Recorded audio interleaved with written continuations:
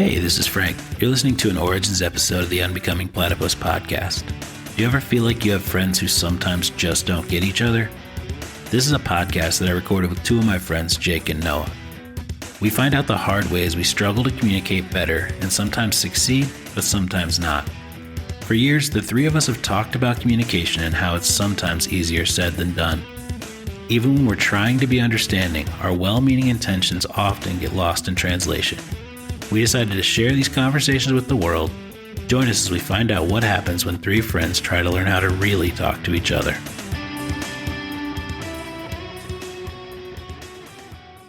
I'm curious about why you see Starbucks as consistent. I can see what you mean, but I'm curious what your reasoning is. Starbucks, I want to say it was back in the 70s or 80s, they pioneered the idea, or at least the mass marketing of the dark roast. And I mean, it's very simple. Essentially that you have all this coffee from all these different places. You're blending it up. It's different every single time.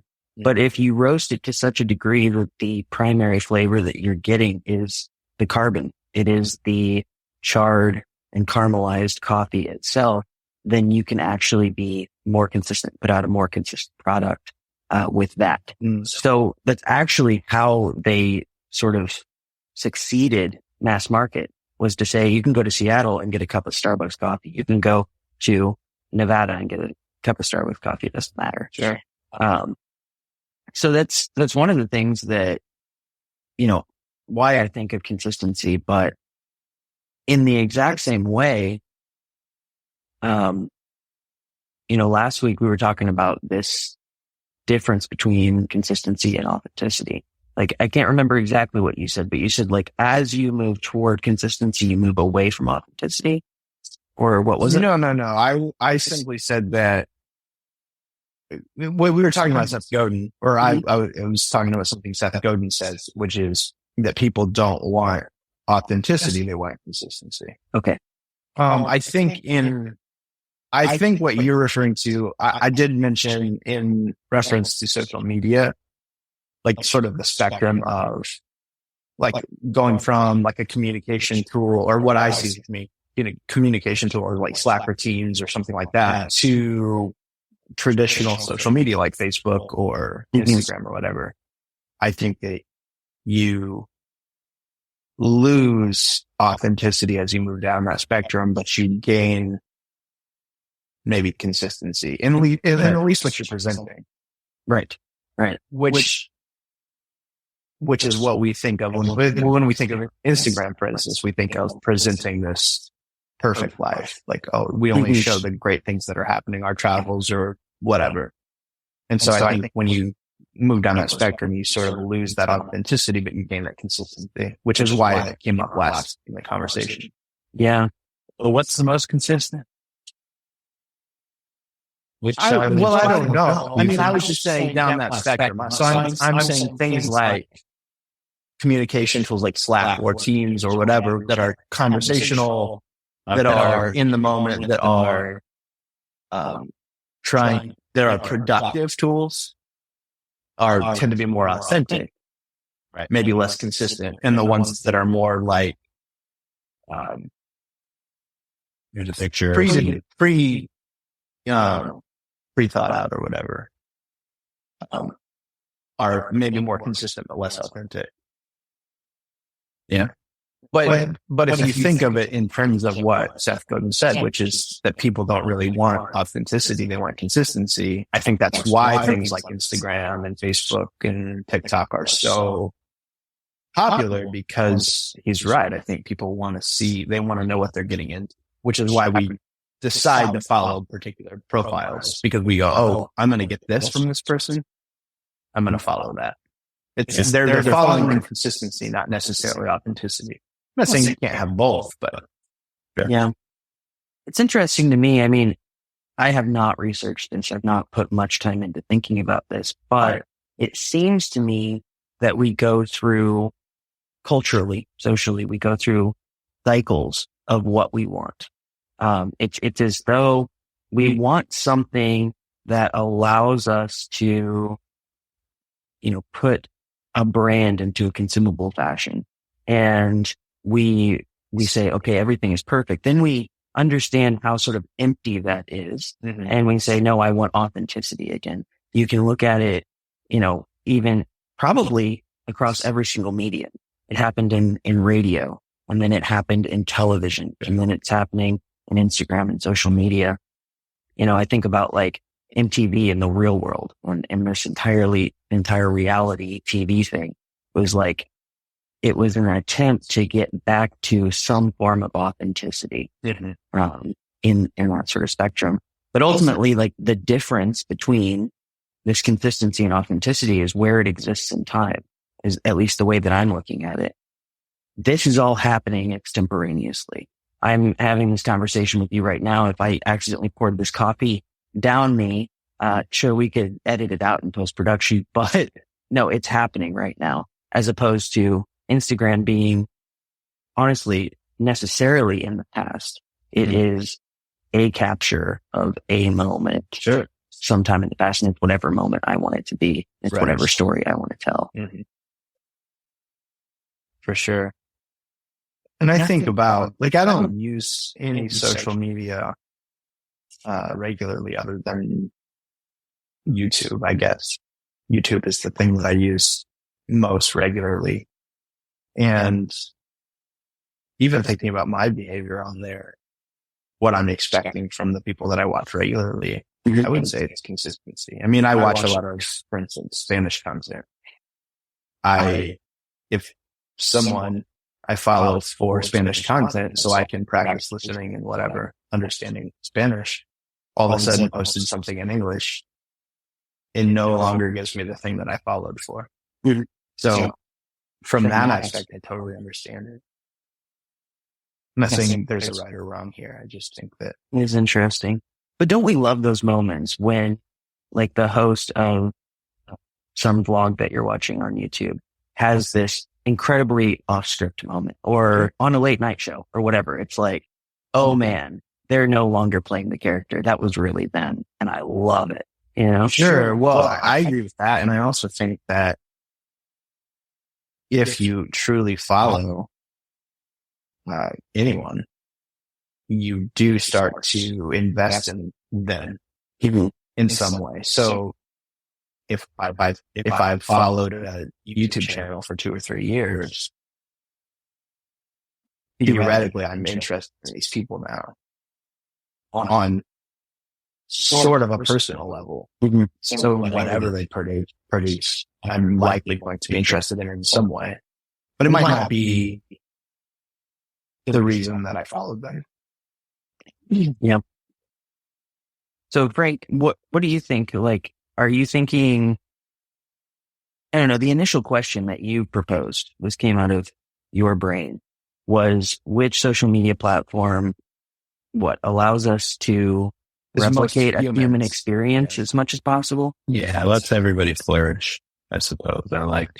Yeah. What It's do you interesting mean- because, Sorry to interrupt. What do Yeah. you mean by lets everybody flourish?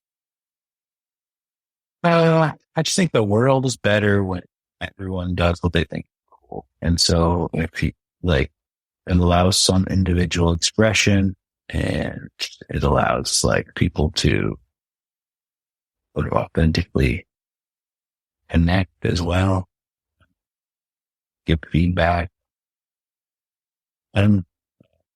It's not polarizing, maybe. I don't think real human experience is that polarizing. Seems to be polarized by the people who control algorithms and media. But I wonder if I totally derailed your question last podcast, but I wonder if that aspect, the polarization. Let's take a quick break. You're listening to an Origins episode of the Unbecoming Platypus podcast. In these episodes, we're learning. We don't know what we're doing yet, and sometimes it shows. We think there's beauty in being a beginner, and we're learning from them, so we publish them. So thanks for listening, and rest assured that there will be better Unbecoming Platypus podcasts ahead.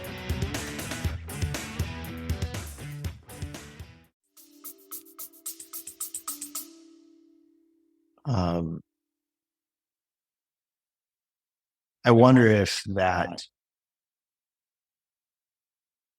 sort of works with that spectrum we've been talking about between authenticity and consistency, because I think when we talk about real human interaction, the way that you're describing it, we just choose not to interact with people who have polarizing.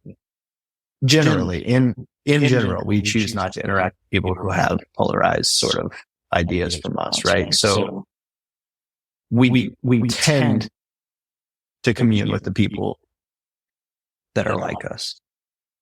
Yeah.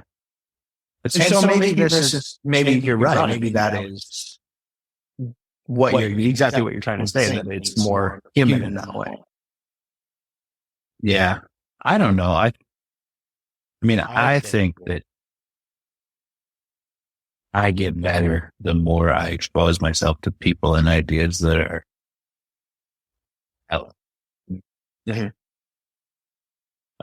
Doesn't necessarily mean I like share their views, but certainly understanding their views has helped me. So Sure. I think all people this applies to, but for sure for me. That's interesting. I feel like I've been having this conversation for a decade. I mean, Facebook was kind of the king at that time, and we didn't really know much about anything else. But like, it was this whole idea of the Google algorithm and the Facebook algorithm, and they're just showing me more of what I want to see. And we started seeing terms like confirmation bias come out a lot more in the social narrative. We've known it's a problem. And it seems like the solution could simply be, hey, Instagram, can you put a checkbox in the settings that says, show me things that are outside of what I'm looking for? I want to explore. You remember that tab used to be called the Explore tab. And the algorithm was different. Like, I want to see things outside of what I know I want to see. Yeah. And I mean, I guess there's a market force against that. It is all the people who want to advertise on Instagram want to get to their demographic. But the users, I guess, ultimately would have the say. They just have to stop using it. And from that perspective, maybe it's completely backwards from what I was just saying. Maybe it's way more authentic on this end, like you were saying, and way we know it's way less authentic, but way more polarized because of confirmation bias, because of these algorithms that feed us the things that we agree with. So, yeah. I did notice the other day on YouTube, again, really the only one that I use regularly is, there was actually a button that said, show me things outside, show me recommendations outside of normal. Really? I don't know what's I don't know what's the I didn't click it. I don't even know I on YouTube. I closed it immediately. But I guys ever have that novel idea that apparently is already an idea? Because like, all I ever have. I clicked it, and I mean, I don't know how different the recommendations were from my normal. They were channels outside of, there were channels that weren't normally recommended to me. But I don't know if content wise they were so different. But I mean, it's a cool idea, but I still think that we have a problem. You know, I think you've both heard me complain about the algorithm before, and that like Google will recommend something, or like YouTube will recommend something, and you click it because it does seem interesting. It's not interesting, but then you get fed that thing for the next 3 weeks. Sure. Because you clicked on one video. Yep. And so in some way, they're really guiding you towards something in particular, which I don't particularly like, but no, me either. I mean, I explore tons of tangential ideas and right. Just because I wanted to understand how like road researching works once doesn't mean I watch road research. This is kind of my thing, kind of into road resurfacing. Right. Yeah, that's exactly right. I have seen before though, that if you go into like my history, there's a setting to say, you know, don't include this in my recommendations or something like that. So it seems that they're aware that there is this desire not to have some control over the algorithm. And I mean, I remember, I guess it was, I'm going to say 3 or 4 years ago. It was probably more like 8 years ago. But when Instagram was about to release like a giant overhaul of the algorithm, and it was essentially going to, push more toward like, John Mayer or something. Cause I remember him speaking out about it and saying, hey, I use this platform to find new artists. And so do a lot of people. This is a great outlet for them to get noticed, to get their voice out there. I don't need more followers. Like, I've got a publicist. I'm doing okay. Please don't change this to send more people my way. Send it to the people who want to be heard, need to be heard. Yeah.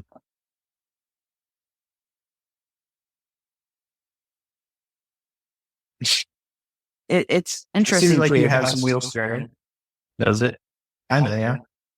They are about like, what would be the highest utility way to take this conversation? Okay. Yeah. Well, For anyone. the reason I asked you that question, like, what was that initial question you asked, was because as this conversation progresses, it seems as though there is no one real answer.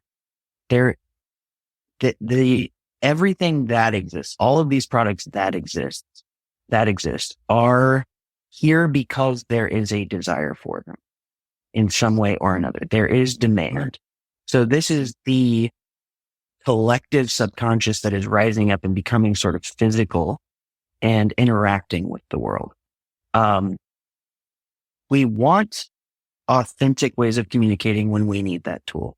We want ways of presenting ourselves as other than we are and the best parts of our lives. We want all of this at once, and like we're interacting with it in a way that I suppose we would if none of this stuff existed. I don't remember life before social media. But when I tell stories, I don't say, I woke up in the morning and I opened my eyes, then I sat up and, I'm not telling like every little piece of it. I'm saying, and then I walked out of my tent and it was this beautiful mountain view with the sun rising over, I'm telling you the best parts. So I guess what I'm saying is it seems like the collective whole of these platforms is something like the human experience or desire to communicate. Yeah, maybe so. I think on the other side of this, though, I think a lot of times what social media does is it takes you out of that experience that's happening so you can create an experience later, which is showing it to other people, maybe getting validated from it or getting feedback from it or getting whatever else. And both of these are experiences, and maybe each person just needs to decide which experience they want. But for me, the way I'm not a photo person, not just of myself, of anything. Like, I rarely think I'm going to take a picture of this. Yeah. That doesn't mean I'm right. Right or wrong. I don't think there is a right or wrong here. I don't go hiking and go, oh, I need a picture of this. Not to say I've never taken a photo, but that is not where my brain goes. I go, wow, this is great. This is a beautiful experience. Well, this is the Jack White thing, right? I think he was one of the first guys who said, hey, if you're going to come to one of my shows, I'm going to, when you come in the door, I'm going to give you a little bag and we're going to lock your phone in there. Mm-hmm. No photographs are allowed. And his entire purpose behind that, or stated purpose, was we'll provide you with any pictures that you want afterwards. These are going to be professional photographs. They're going to be better than anything you could take with your phone. I want you there in that moment. I want us all experiencing this music together. Mm-hmm. Because that is absolutely a side effect of essentially exporting part of my consciousness to a device. Is saying, well, I need to be able to have this in my device later. Yeah. Because it's not going to be in here. Well, this is that's interesting. It's also interesting when I think about the way I work experientially, because specifically I went and saw Jack White sometime this year, and I was very aware, which is, I understand how I work at a concert. I love music and I get into it in my head, but I pay attention to the musicians. I pay attention to the rhythms. I pay attention to I mean, I'm paying attention to all of these things, but on the outside, it probably looks like I'm not enjoying myself at a concert because I'm very much focused on what's happening. Yeah. A lot of people dance around, jump around, scream, yell, whatever. And that's great too. That's their experience. But it might look on the outside like I'm not experiencing this, that I'm not enjoying it or whatever, but I am. And I remember having this thought at the Jack White concert because we were sitting very close. And I was so enamored by what was happening on the stage and just watching Jack play and like his drummer. I can't think of the guy's name, but I love that drummer. And I'm a drummer. So just super enamored by watching all of his movements and the rhythms and like just everything, and it probably looks like I'm not enjoying it. Like Zach was sitting next to me and Zach was probably going, I don't think Noah's even enjoying this. But I was very into it. Yeah, I've seen you at shows before. It was very like, yeah, but I'm totally enjoying the experience. Yeah. This is similar when it comes to photos and stuff. Like when I'm immersed in an experience, I'm not thinking about capturing it. I'm thinking about what's happening around me. Mm-hmm. Yeah. Yeah. I mean, I don't think it's always the case that someone who is capturing is worried about is thinking of, like Gary Vee, I think records constantly everything he does all day long. I don't think he cares about validation. I don't think he cares about making money, I think. Oh, sure. I think he just recognizes that sharing what you're doing online gets followers. So he just shares constantly. Oh, sure. Yeah. Long clips. Yeah. This is very interesting. I think this conversation would only happen with people our age. We're experiencing this shift from one way of being into another. And we're like, well, it used to be this way. I've had this experience. Now I have this experience. It feels different. I don't know if it's worth it. This is the conservative sort of, mentality coming through. I watched this movie, came out on Netflix a couple of years ago. It's a cartoon. It's called The Millers versus the Machines, I think. And it's essentially this dad who is like, I'm going to drive a stick shift till I die. We're going to go fishing. We're going to do all of this sort of, tactical stuff. You're going to be in the scouts. And his daughter, who wants to go to film school. And his daughter walks around like this all day long. And he says, you're not even experiencing any of this. You're not even looking through your eyes. And she shows it to him and she says, Dad, these are my eyes. Like she has grown up with it to a point that this is an appendage for her. And this is the way that she experiences the world. She doesn't feel like she's giving anything up. This is her expression. And like, that's terrifying for somebody like me because I feel like I'm losing a part of myself. Yeah. In that. You know what's interesting? You and I recently had a text conversation about walking tours on YouTube. Yeah. And there's, I think, one other piece of this, which is something like that. You said it sounds soulless. Yeah, I think is the term you use. And I'm doing it for sure. I agree with you. What's a walking tour on YouTube? Like people do walking tours of beaches or tourist destinations where they just walk around. Like I have watched them occasionally of I remember watching one of Buenos Aires. My tutor is from Argentina. I'm very interested in Latin American culture. And like it's just a beautiful city. And it's like there is this. If you get stuck into it, there is this, wow, I'm walking around Buenos Aires. And I can go there, but not easily. I mean, I would have to buy a ticket. I don't think I need a visa, but I would need to buy a plane ticket. I would have to take time off work, whatever. So there is this other aspect of allowing somebody into this experience. But yes, walking around on the camera yourself, how enjoyable is that? I don't know, but I guess what I'm trying to bring up is really sort of like the value of doing some of these things, the value of sharing an experience in that way, as opposed to just living it. the value for others. I don't know how much value there is for you doing it. And that's probably to a person.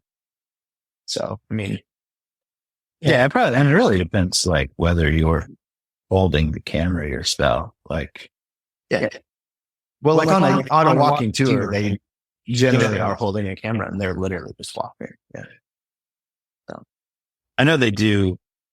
Like, I don't know if they still do them. They did them in the pandemic. They did. Amazon did paid live tours. Mm-hmm.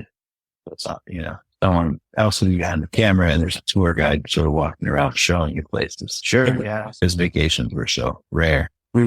Travel. But yeah, I don't know. I never did one. Yeah. But, yeah. I mean, I get it. I think that and this is where I have to be careful. I think for me, it would not be fulfilling to who I am. It would feel like, an avatar of actually experiencing reality. It would feel like there's this, window in front of me and I'm just kind of watching things on the screen.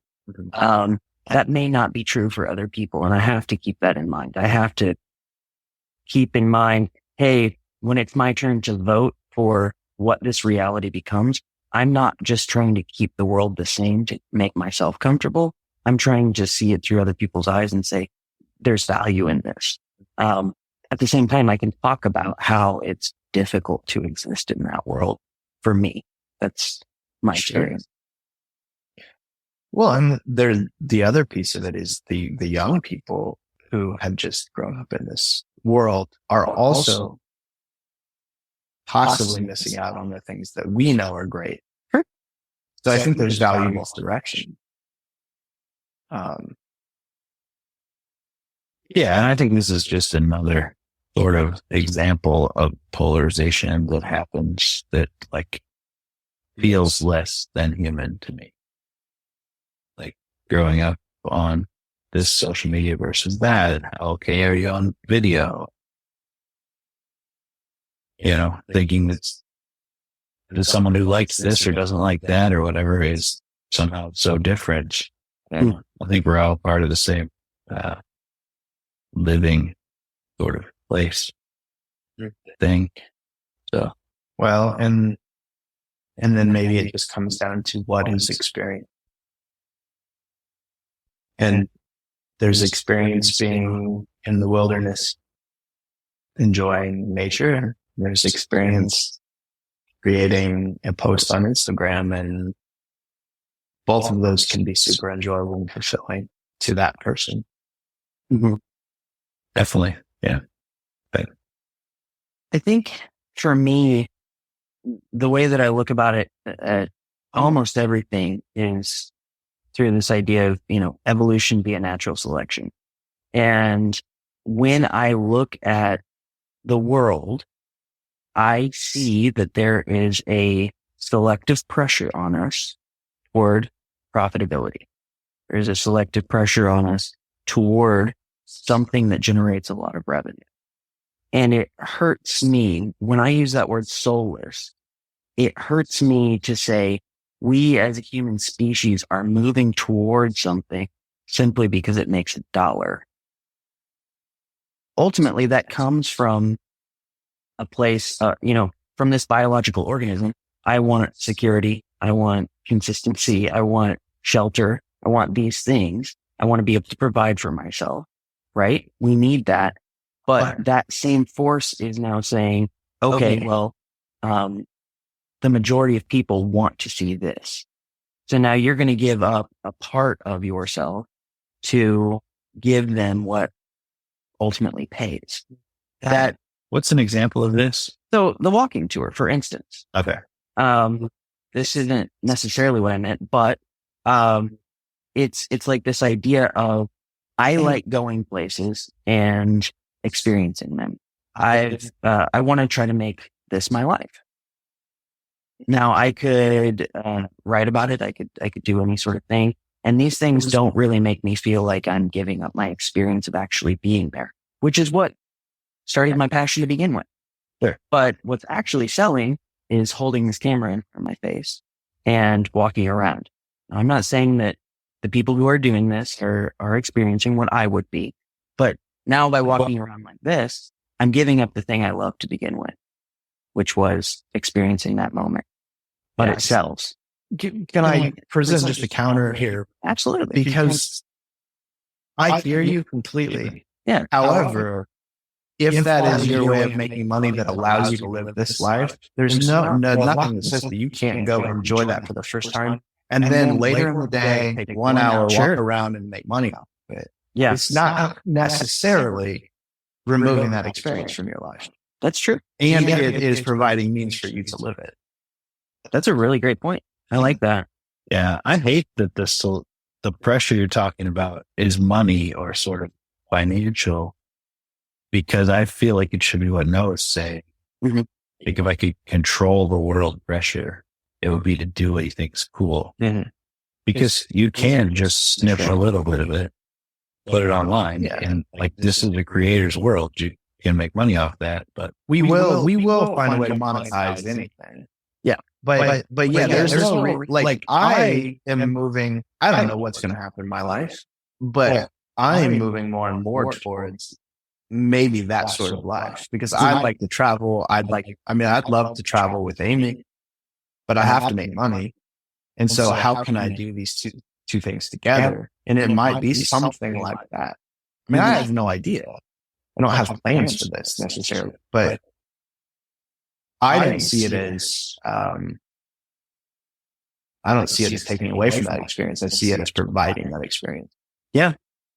I can't disagree with anything you said. I mean, I think ultimately, I guess what I'm pointing at is this tension and this balance between the two.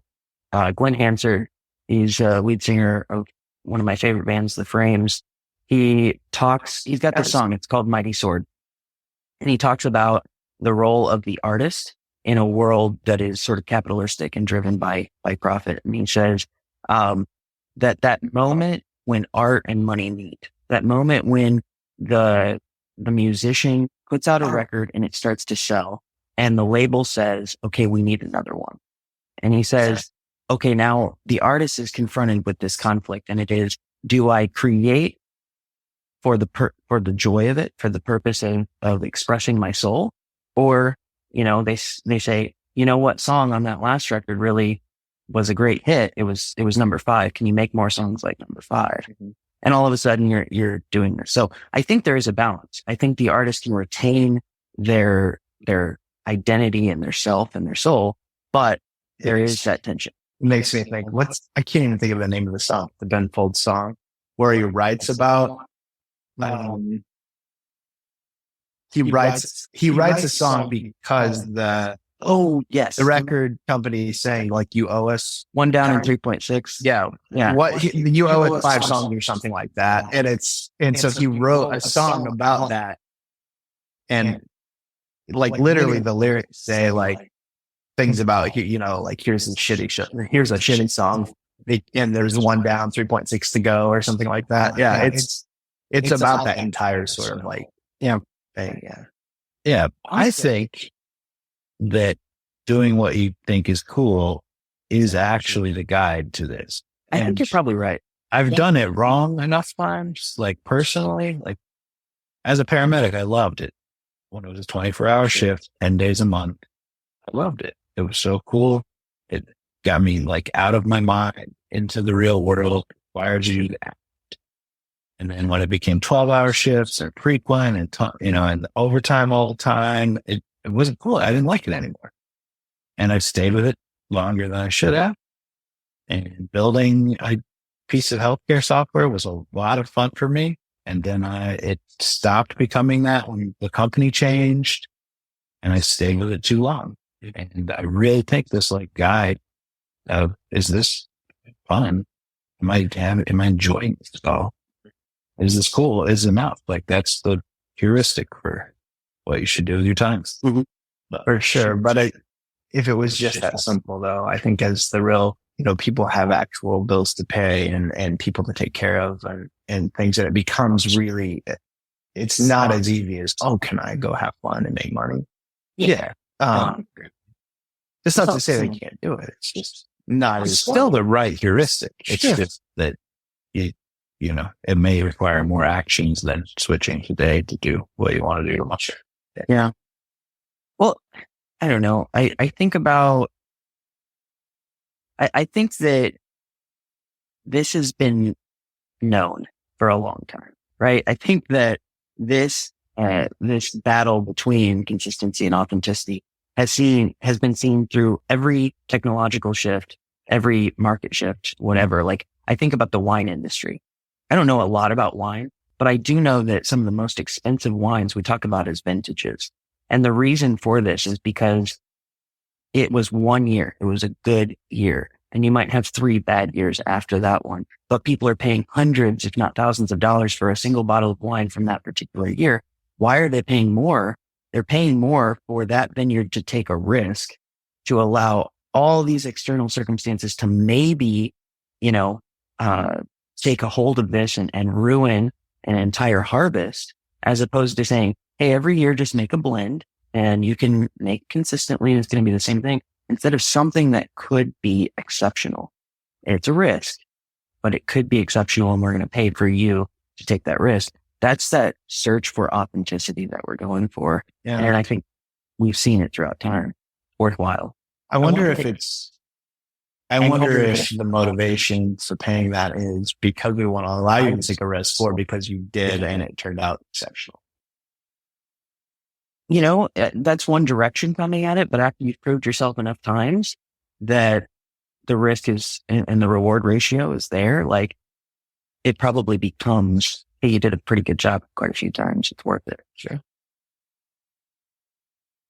I don't know. There's a lot of forces at play. There's a lot of them. I don't know. I think for humans, like, life's so short. It's always worth the risk. Do it. Stop doing what you hate. To which things cool. Sure. What's the idea of like the LLC, right? I can take a risk as a business that does not necessarily affect me as the individual. And that stimulates us to take more risks. Right? Sure. Business goes bankrupt. I am not destitute. My family's not destitute. It's a simple way of looking at it, but that's one thing that humans have come up with to try to create and motivate innovation. Sure. Yeah. And there's a lot of, I feel like that I know a lot of people who don't know what they think is cool, which is a whole other subtopic of this. Like, if you're just following, like, someone else is pulling your strings, then it may take a lot of work to hear yourself and understand what you think is cool. But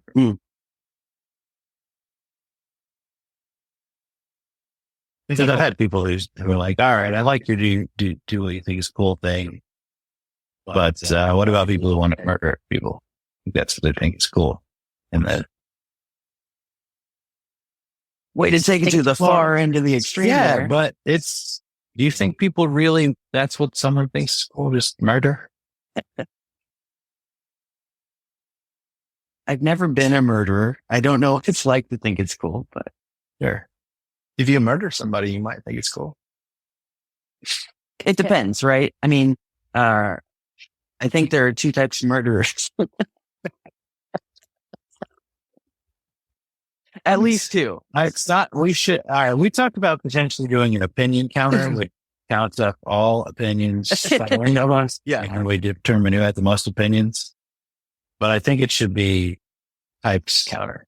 How many times Jake says during the podcast. 2 types, 3 types. There are 2 types. There are 17 3 types of murder. You guys are opening my eyes. I didn't know I was a type guy. What? I didn't know.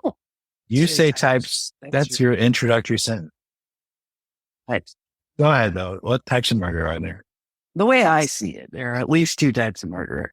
There's the murderer of, I don't know what we'll call it, environment, right? So I'm being attacked. My family's being attacked. I'm murdering you before you murder me. Oh, sure. Reactionary. Sure. Reactionary. We'll call that. Then there's the psychopath, right? And the psychopath doesn't have the same sort of emotional connection to other human beings that we do. They have a very objective view of like what's happening whenever I kill another human being. They're like, hey, I have become a god among men because this doesn't faze me. Watch what I do. Maybe you think it's cool. Maybe this is what the CEO feels whenever he does a hostile takeover of another company. Maybe this sort of like, Caesar sort of complex. Whenever you say, I can do whatever I want. I'm going to show you how powerful I am. Yeah. We've seen it. Doesn't usually lead to good places. Yeah, I think the person's angry. Possibly you don't think it's like an inflated sense of ego?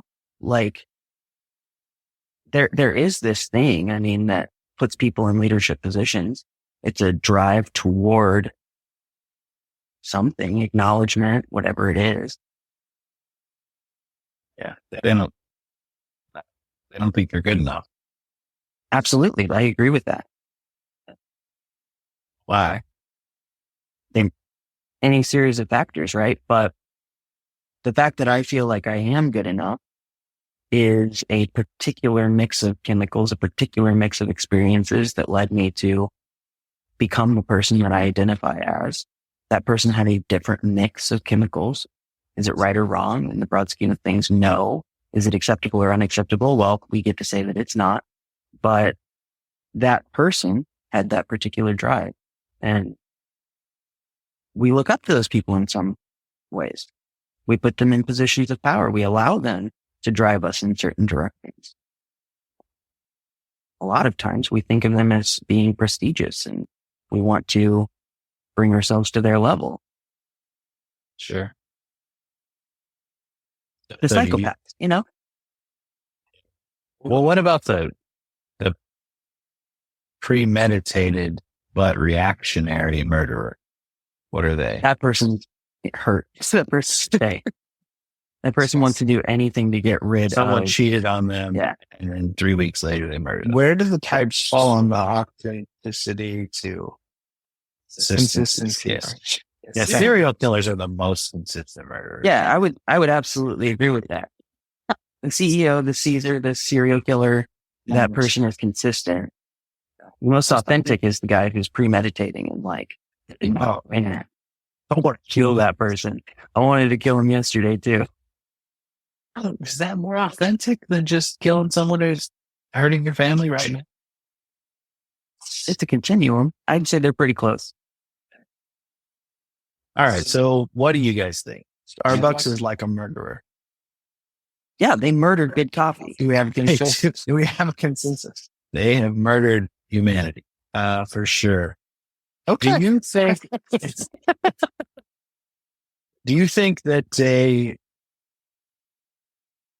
murderer who's doing what they think is cool is good for the world? And let me give you an example. I could make an argument. Continue. Yeah. Someone who feels called to the military to overcome oppressors thinks it's cool, does it, and somehow the world's better. This is Brad Pitt killing Nazis. Yeah. This wasn't quite the way I was going with it, but This is a very I think big and different conversation. I think it's the exact same conversation. So I think, Is it your opinion that all of the conversations are there? I don't know if that's my opinion.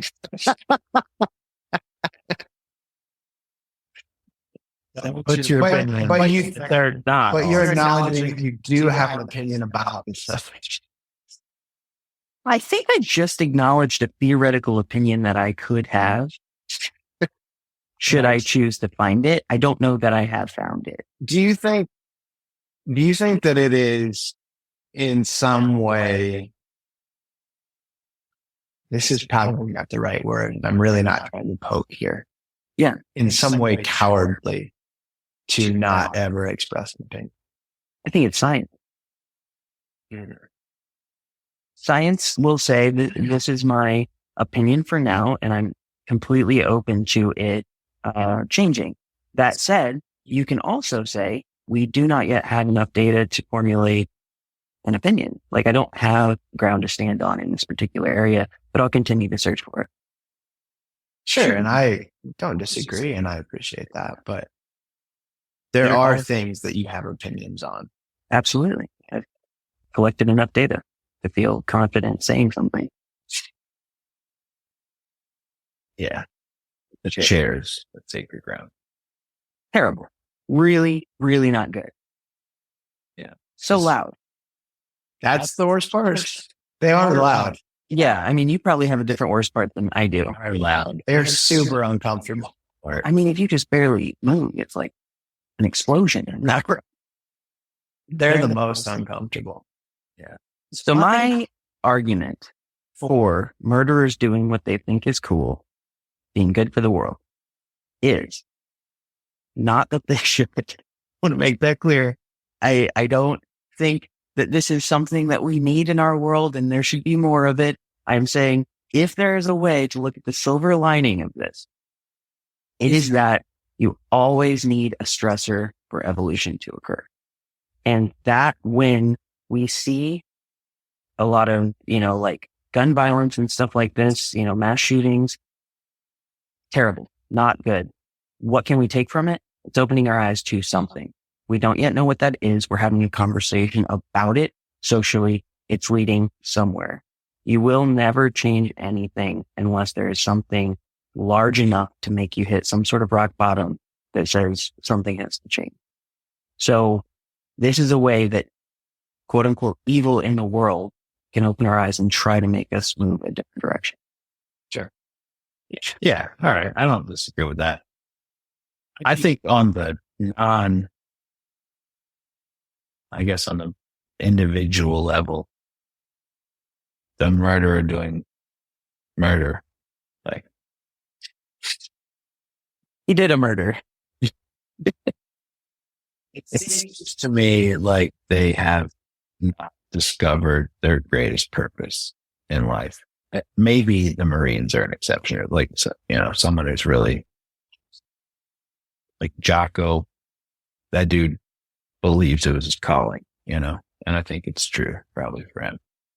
Like the coolest thing he can think of is defending freedom or something. But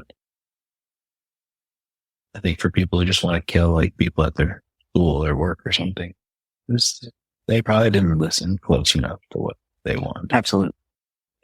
I agree with that entirely. What do you think? I don't have an opinion on this. You have any opinions on murder? I have not formed an opinion on this particular subject. Because it's fine. We're going to go with that. Take open my eyes to science. I actually have collected enough data to say that I think that in some cases, murdering can lead to good. Like what? What I just said, evolution of consciousness. I think this particular conversation is way too nuanced to get into. And it's very much. All right. Let's change it to liar. You hear that? Is that still too nuanced? Well, murder seems so heavy. Someone dies. I still think it's very nuanced, but go ahead. Icky, you're saying. I never said icky in my life until just now. Yeah.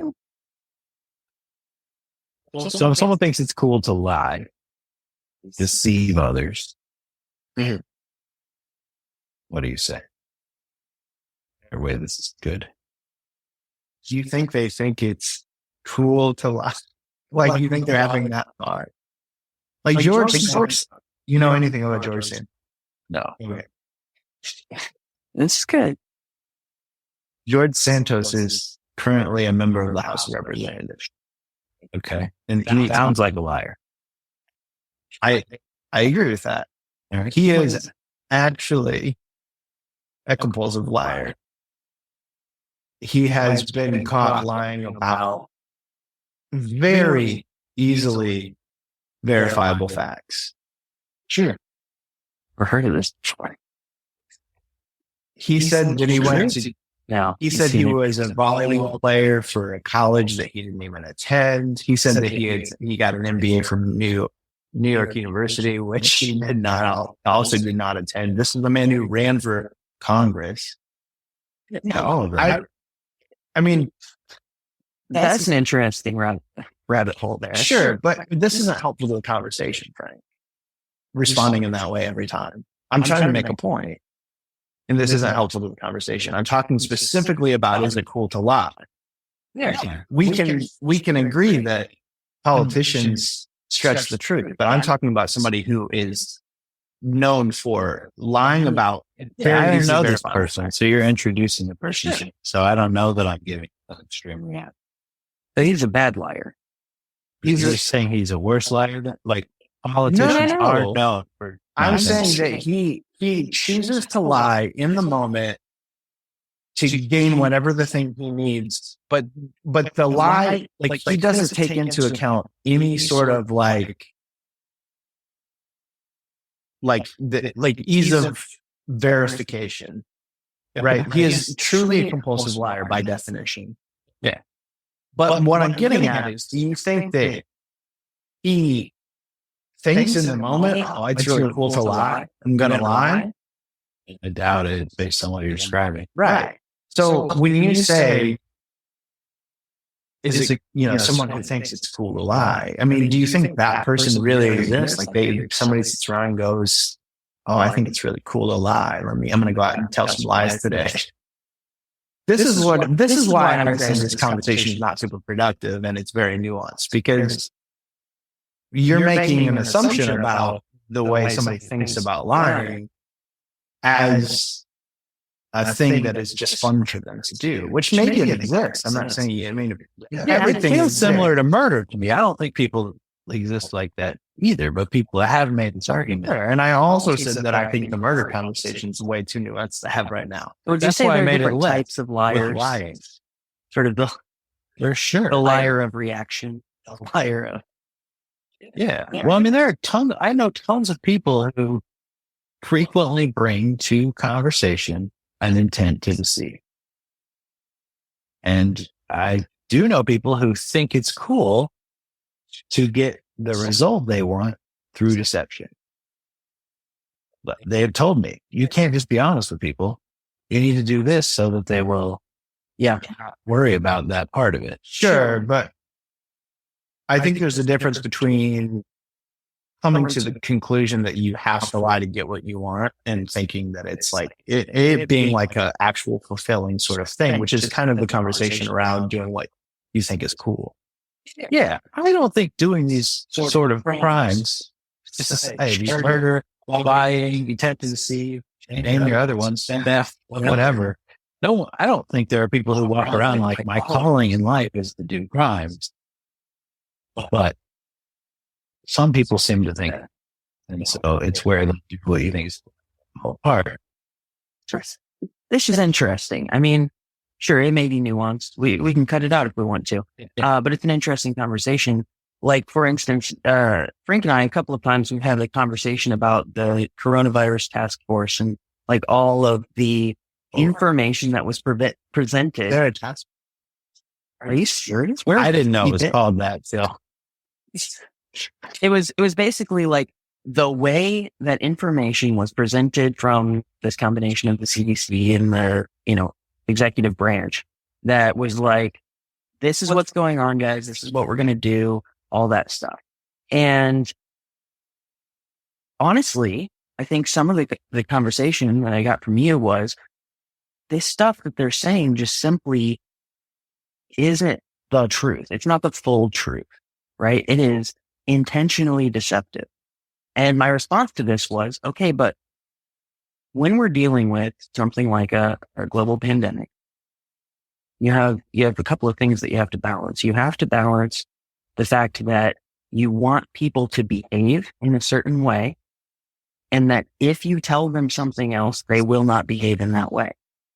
So In the case of the coronavirus, it was like, we want everybody to get this vaccine. Ultimately, it results in the greater good. We want everybody to wear a mask. Is it going to prevent the spread? No. I mean, it might help some, but we want people to behave in a certain way. So we're going to tell them masks prevent the spread of coronavirus, right? This is the blank statement. Now, obviously, you've got another force at play, and that other force is saying, it's so obviously not true. There's so obviously something wrong with what they're saying. Pay attention, they're lying to us. And now you've got another sort of conflict at play. If everyone had done what the government said to do, just completely complied, would it have been over faster? Would it have spread less? I don't know. Potentially. But there were all these forces at play. Sure. So anyway, what's my point here? My point is that there is such a thing as like a person who wants it to be their job to say, if we tell it to them this way, we'll get the most compliant. And is that a bad thing? I don't know. Like when you're dealing with this many humans, you can't just say, do we have consensus? Let's do it this way. I know you acknowledge that it's nuanced, but there's also an assumption where they decided that if we tell them this way, it'll get the most. Maybe they just believed it as a task force. Maybe they believe this is the best course of action. I think they probably calculated both. They said, what's the best course of action? This is the ideal. This is realistically what we can achieve. Sure. And this is what we have to do to get somewhere in between. Yeah. I mean, that's very possible too. I'm just saying this is where the nuance comes in. It's just, it's hard to know what anyone else is actually, what the motivation actually is for anyone else. Mm-hmm. I think you do have an opinion that the truth should win in this situation. So I recognize there are going to be implementation of this, but this mask you need to prevent it is enough for all the people. This stands a chance of maybe helping in a way that putting up a temper stands a chance of getting wet from a fire hose. There's a lot of there. This or like the so it is and a lot of it people use how much you really communicate, then you know something. Doesn't seem that way. We're also in this situation, and I realize I'm the one who put it there. We're dealing with a much larger scale thing than one person. You created COVID? I did. Did I say that? Yeah, you're the one who put it there. I put it there. No, I put it into a much broader scale thing. But I see it as the same conversation. It's a macrocosm of the microcosm. Like we have, what democracy does in some way is outsource decision making to a bureaucracy and to say, I trust those people to make the best decision for us. And, those people say, okay, but some of you are idiots and don't know what to do with too much information. So if we want to get the best compliance, we believe that we have to tell you this. Like it's in the end, everybody just did what they thought was cool. In the end, people did what they thought was cool. I don't think so. No, they did what the strings pulled. Yeah. And I don't mean the government side. I mean, everyone did whatever their diet was. It's a thought experiment. Yeah. The information, the narrative that was given to all of us is what you said.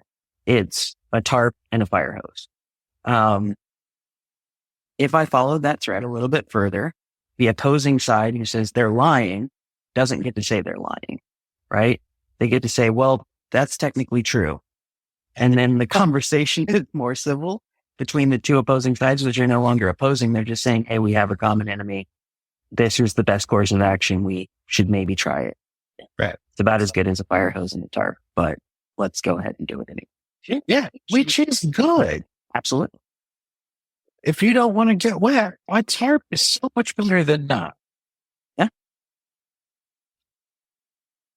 Man, I wish fewer people thought lying was cool. Do we have consensus? Not in the slightest. So you think it would be better if more people thought lying? I don't even know what conversation we're having anymore. Which one do you want to have? We have a few minutes left. Well, we started by talking about doing what you think is cool relative to professions and or social media. I could see how you think that. I was really talking much broader, like humans should just do what they think is cool in the world and use this as a heuristic for what to do. But what did you think? We were talking about professions. I Or thought think- we were talking about the force that is the selective pressure on our decisions. So yeah, heuristic is probably. Yeah. But it definitely relates to this idea of what I do for work. Career. and How, stuff. how essentially, how do I provide myself with my necessities while not selling my soul to some organization and sitting in a basement with no windows typing on a computer all day? Like, is there a way for us to innovate and give people what they want and still get what we want? People do it. Believe that.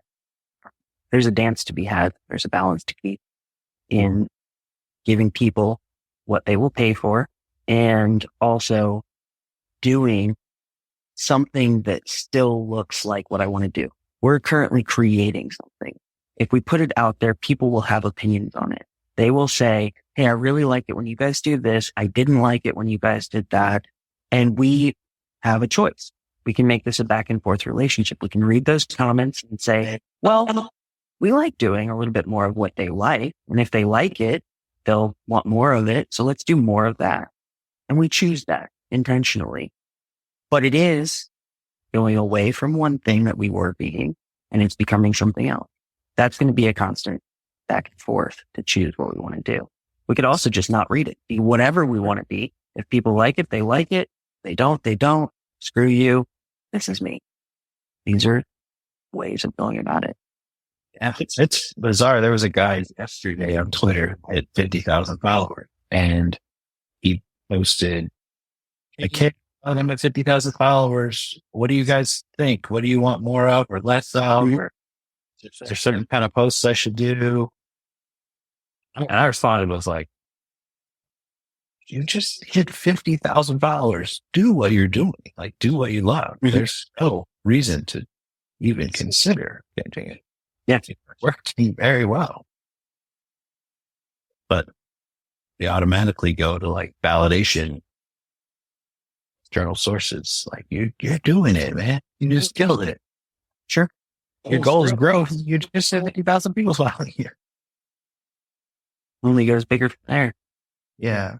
Which is sort of why, like exactly what you just said is sort of why the live conversation was so baffling to me, because I think that specifically is about external validation.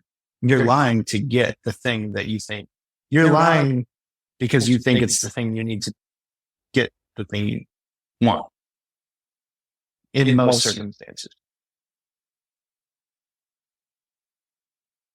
Can you say this with more actually like with more words? I'm not following some part of it. Yeah. So you were asking about people lying because they think it's cool to lie. Yeah. I don't think that's a real thing. It's an argument against Okay. it. But- Right. But this is exactly why I thought why that conversation wasn't super helpful, because I think most circumstances in which somebody's lying, they're doing it because they think they need to lie to get the thing that they want. Whether that's something material or validation or following or whatever. So I just don't think the two line up, which is now seemingly what you're saying. You're saying we reached consensus. I'm saying that maybe we had consensus, but I never thought we didn't. your example to me seemed like you were saying people think it's cool to lie. There are people who think it's cool to lie. And what about those people? Yeah. Yeah. I don't think there are people who just think it's cool to lie. I think there probably are people who think it's cool to get what I want. Right. Which is different from do it thinking- by any means. Right. But that's different from thinking it's cool to lie. Yeah. And your example was at the time should never like your example was to try to provide a counter to should people just do what they think is cool heuristic. But it seems like you didn't even believe that one. No, I don't believe either of the two. I guess I don't think murder or lying are real. Right. I don't think they approach authentic cool Right. at all. So I think we had a misunderstanding of this topic because I thought that you were in some way saying that people think it's cool to murder or think it's cool to lie, which I don't necessarily think is true. Which is why I was throwing that out as bait and hoping you guys would say, "Oh no, that's totally cool. Here's some reasons why." Yeah, Jake did that one. That's my role. That's what I do. No, he said, I think that the better force is do what you think is cool. And you could have a person who says, well, what if somebody thinks it's cool to murder? Sure. And that would be an argument against this idea. And I said, well, you could actually. Yeah. He immediately thought of psychopaths.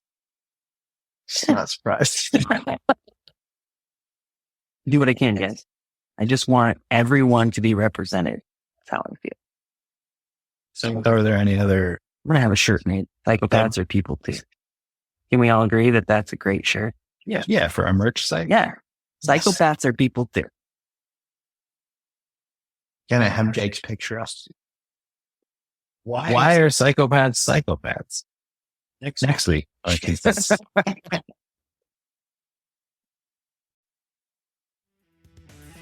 Hey, it's Frank again. Thanks for listening to an Origins episode of the Unbecoming Platypus podcast. If you enjoyed this episode, please subscribe to our podcast to stay updated on future episodes. You can also check us out online at theunbecomingplatypus.com. We hope these conversations inspire you to improve your communication skills and deepen your connections with your own friends and loved ones. Until next time, this has been the Unbecoming Platypus podcast.